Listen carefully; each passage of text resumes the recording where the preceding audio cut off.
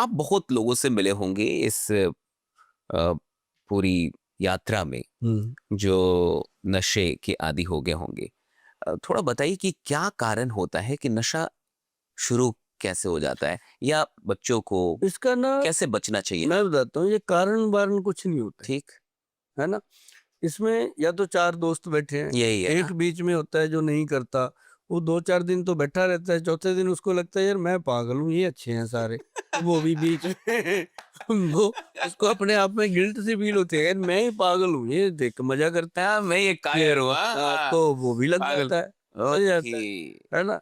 तो वो एक दूसरे को ना, ये बस ऐसे ही होता है खाने पीने वाले। अब देखना कोई अफीम वाला होगा ना, डब्बी निकालेगा जेब से, ऐसे खाएगा, अरे भाई ये कौन सी बात हुई, है ना। ऐसे चलता है। तो ये लोग ना आपस में बॉन्डिंग ऐसी होती है। तो धीरे धीरे पहले तो बंदा शौक से खाता है, फिर थोड़ा सा ऐसे ले लेता है, धीरे धीरे करके वो मक्खी की तरह, मधुमक्खी की तरह वो उसमें लिप्त हो जाता है। जैसे एक कहानी है कि एक मक्खी वो आ गई शहद पे बैठ गई, उसको शहद को चाटने लगी, चाटते चाटते पंख उसके गिल्ले हो गए, शहद में लिपट गए, तो उड़ने से गई, उसको जीवन से हाथ धोने पड़े। क्या बात। तो ये थी। बहुत डीप है। हाँ, डीप साइकोलॉजी। इस कहानी में ये कैसे ही नशे में आदमी मर जाता है। हाँ, ऐसे खत्म हो जाता है।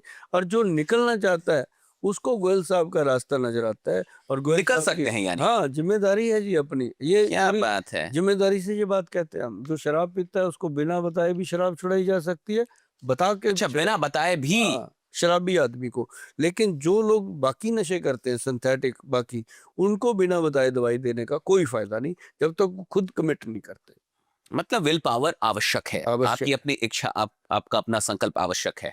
जो मेरे साथ मीटिंग कर लेता ना जी एक बार, वो आप डेवलप कर देते हैं, ये बड़ी वो ना गया कहीं, वो तो कहेगा गोयल साहब जिंदगी में नशा नहीं करेंगे, अगर करेंगे तो आपके साथ बैठ के ही ये ठीक है। करेंगे। वैद के साथ बैठ के करो। उसका कोई ना कोई उसमें भी कुछ बढ़िया ही हो हाँ, जाएगा। और हम देखो कितना बढ़िया हमने शरबत बनाया, शरबत पंजाब। अच्छा। हाँ, हम अपना शरबत पीते हैं ठीक। और उसको हम उसका शरबत पिलाते हैं। फिर वो रो रो के बातें करता है, सारी बताता है, तो उसको हम समझा तो देते ये हैं। शरबत पंजाब सब कोई पी सकता है, कोई भी हाँ, पी ये सकता तो है। बड़े बूढ़े सबके लिए है। और शरबत पंजाब हमने बनाया, जो पंजाब में छबील का कल्चर है ना जी, पानी की छबीलें लगती हैं, हम्म। गुरु तेग बहादुर जी के शहीदी दिहाड़े पे लगती हैं, बच्चों के जब शहीदी दिवस आते हैं तब लगती हैं। तो उस समय के लिए मैंने बनाया, तो उसको मैंने रखा हुआ है कि जो भी छबील वाला आएगा उससे कोई पैसा नहीं लिया जाएगा। ये शरबत पंजाब पंजाब की शान बनेगा, पंजाब के लोग इसको पियेंगे और याद करेंगे। That's great. बहुत अच्छा। अच्छा, एलोपैथी का और आयुर्वेद का मतलब एक झगड़ा सा लगता है। कई बार एलोपैथी के डॉक्टर से जब आयुर्वेद की बात होती है, या ऐसा कुछ कोई कहता है कि मैं आयुर्वेद भी ले रहा हूँ, थोड़ी झिझक से जाते हैं। क्या और मतलब नहीं, अ, ऐसा नहीं है, ऐसा हम्म, नहीं। ये पता है क्या, दोनों ना मसेरे भाई हैं, वाह। दोनों।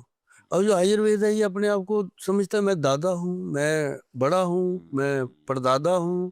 तो जो एलोपैथी वाला है वो कहता है मैं चालाक हूँ, मैं एकदम फायदा देता हूँ, तू धीरे धीरे करता है।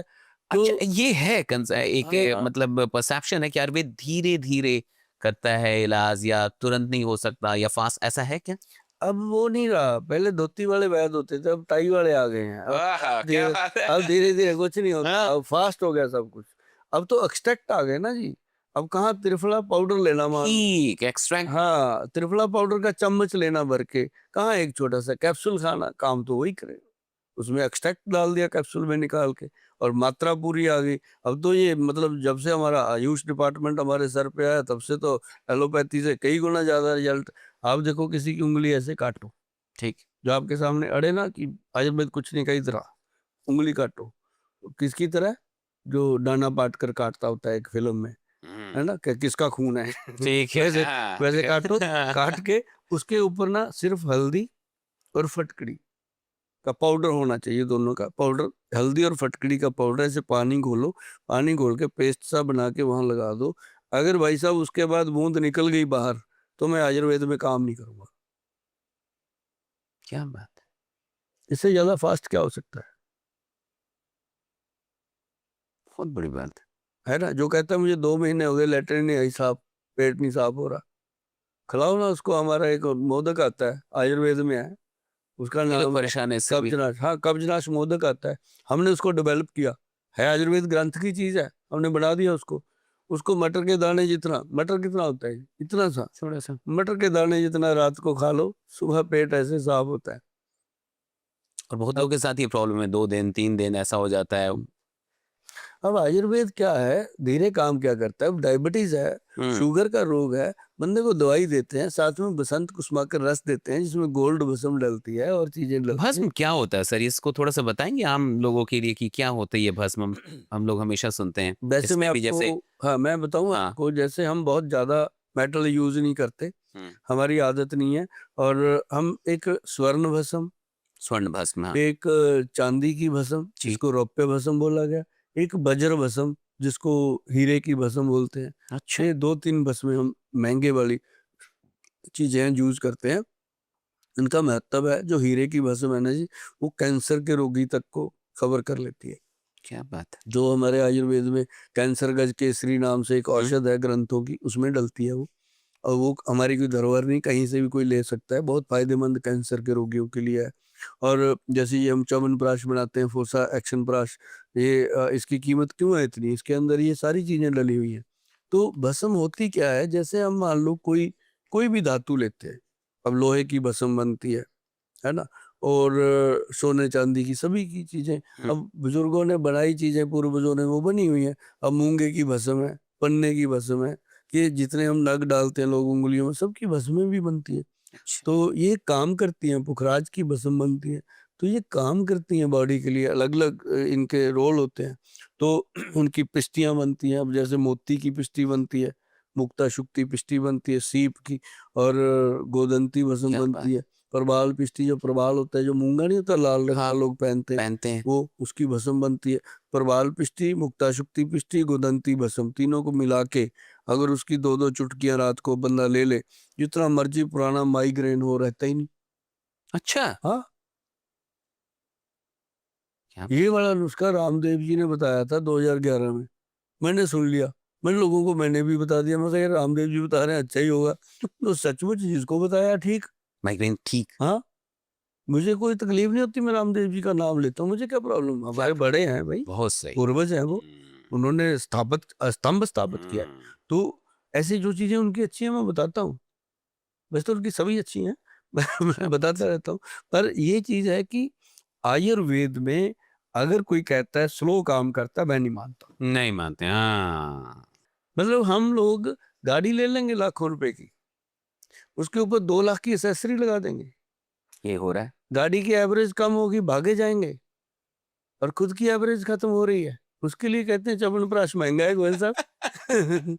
शादियों पे। हाँ। सर शादियों पे आज 50-50 लाख, हम्म, करोड़ों रुपए खर्च हो रहे हैं। सिर्फ रोटी खिलाने पे। हाँ, और शादियों की। जिसको खा के लोग पता है क्या कहते हैं, अब पेट खराब हो गया, पता नहीं क्या बनाया था। शो ऑफ में भी आप हाँ। देखिए, शो ऑफ में हाँ। भी लाखों करोड़ों रुपए खर्च हो रहे हैं।